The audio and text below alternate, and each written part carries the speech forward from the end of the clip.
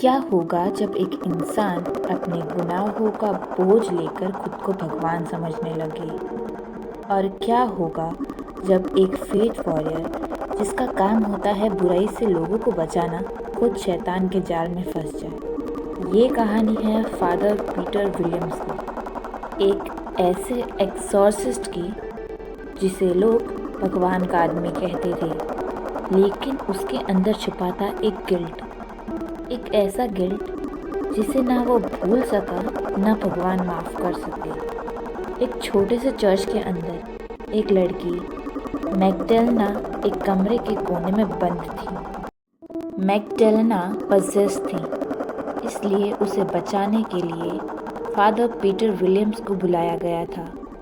पर उस रात फादर पीटर पर भी शैतानी कंट्रोल का असर होने लगा। उस कंट्रोल के ज़रिए शैतान ने पीटर से ऐसी गलती करवा दी जो किसी भी इंसान के लिए सबसे बड़ी लिमिट होती है। वो गलती जिसमें उसने एक बेहोश, मजबूर लड़की के साथ सारी सीमाएं तोड़ दी, बिना अपने होश में आए। वो एक ऐसा पल था जिसे ना फादर पीटर समझ सके, ना कभी भूल सके। और उस एक गलती से एक बच्चा दुनिया में आया। मेक्सिको के एक अनाथ आश्रम में अब भी फादर पीटर सेवा कर रहे थे। लोग उसे संत कहते थे, पर उसके दिल में तो वो रात जिंदा थी। वो हर सुबह लोगों से कन्फेशन लेता, पर खुद अपने पाप कभी कन्फेस नहीं करता।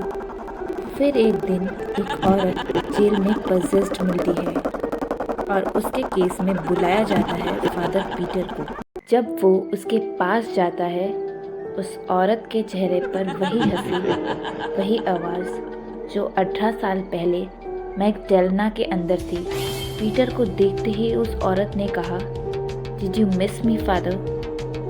पीटर समझ गया था कि शैतान वापस आ गया है, और ये अब सिर्फ एक पोजेशन नहीं, ये उसके पास्ट का बदला है। जब पीटर एक्सोर्सिज्म शुरू करता है, शैतान उसे उसका सबसे बड़ा राज दिखाता है, उस रात का सच। 18 साल पहले हुए पाप से जन्मा हुआ बच्चा अब बड़ा हो चुका था, और उसके अंदर भी वही बुराई थी। चर्च में हर तरफ क्रूसीफिक्स उल्टा गिर जाता है, वॉल से ब्लड लीक होता है, और पीटर चिल्लाता है, "फॉरगिव मी गॉड", लेकिन जवाब आता है, "God is not here, only me". और अब पीटर अपने पास्ट का सामना करने की ठान लेता है। वो शैतान से लड़ने की कोशिश करता है, पर हर बार अपना ही चेहरा देखता है। वो समझ जाता है कि ये जंग शैतान से ज़्यादा खुद से है। वो अपनी पुरानी गलती को मानता है, उसका सामना करता है।